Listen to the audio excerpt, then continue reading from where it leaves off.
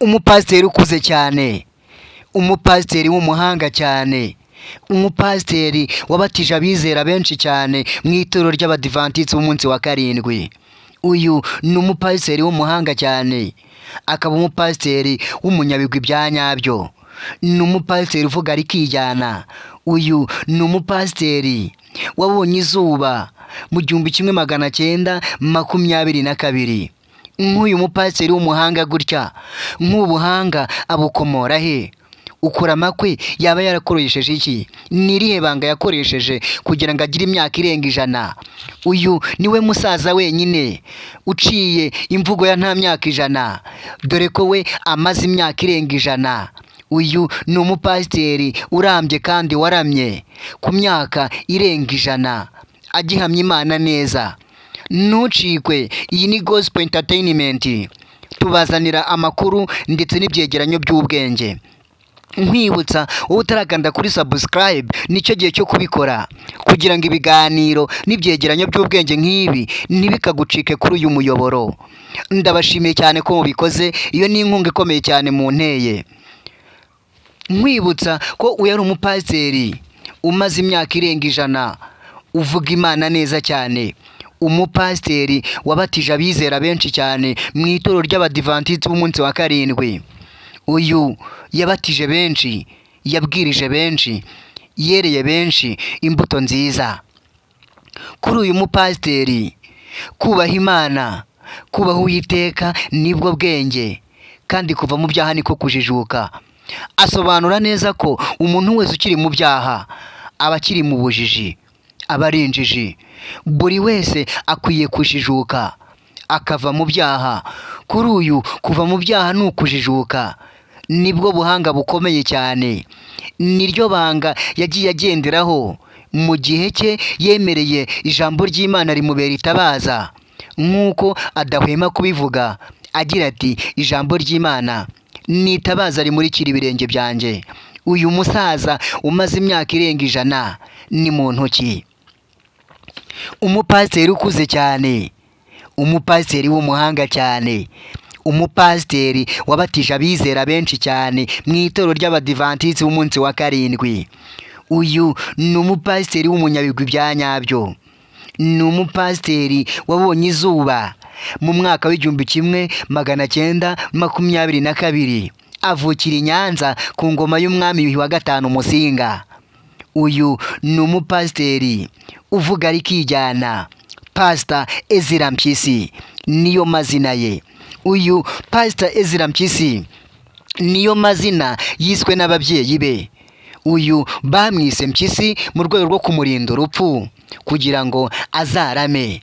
Uyu Pastor Ezra Mpyisi amazina ye ya nyakuri nuko yitwa Ezra Mpyisi. Mpyisi amazina yiswe n'ababyeyi be mu rwego rwo kumurinda urupfu kugira ngo rutazamutwara. Ese koko ayo mazina bamwise niyo yatumye amara imyaka irenga 100? Ntucikwe. Nkwibutsa wowe utarakanda kuri subscribe, kandaho kugira ngo ibiganiro n'ibyegeranyo nk'ibi ntibikagucike. Amazina nyakuri yitwa Ezra Mpyisi. Uyu ni umupasiteri ukuze cyane muri iki gihugu cy'u Rwanda, akaba umupasiteri w'umuhanga, akaba umupasiteri uvuga ijambo ry'Imana neza kandi adategwa, akaba umupasiteri weza imbuto nyinshi cyane zikwiriye abihannye mu gihe cy'imyaka irenga 100 maze. Kuri uyu mupasiteri ijambo ry'Imana ni itabaza rimurikira ibirenge bye. Kuri uyu mupasiteri kubaha Uwiteka nibwo bwenge, kandi kuva mu byaha niko kujijuka. Avuga ko kuba yarajijutse, kuba yararamye imyaka myinshi cyane, abiterwa nuko yubashye Imana. Mu mibereho ye, mu mabyiruka ye, yemereye Imana, yemerera ijambo ryayo rimubera itabaza rimurikira ibirenge bye. Kuri uyu musaza ukunda gusoma ibitabo byinshi cyane, kandi ibitabo bitandukanye, cyane cyane ku bitabo bivuga ku mateka y'Imana, akunda gusoma ijambo ry'Imana buri munsi. Nubwo ashaje aracyasoma ijambo ry'Imana kandi neza. aracyasobanura ijambo ry'Imana kandi neza. Uyu arisoma neza kandi adategwa.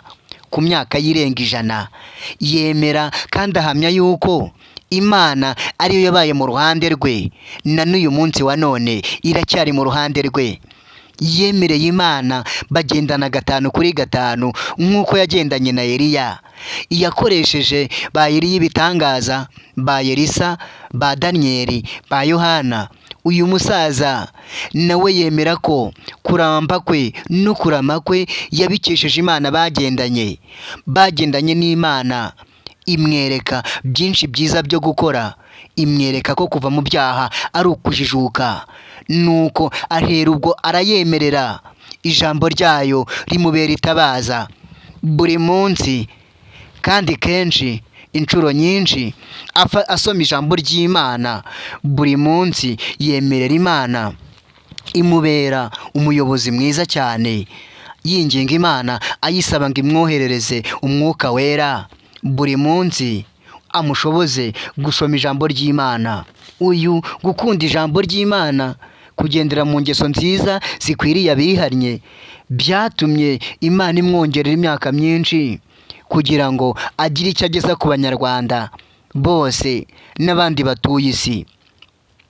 Uyu ni umupasiteri ukuze cyane, umaze imyaka irenga 100, wabonye izuba mu 1922. Avukira i Nyanza ku ngoma y'umwami Yuhi wa gatanu Musinga. Uyu ni umupasiteri w'umuhanga, umupasiteri uvuga ijambo ry'Imana neza adategwa.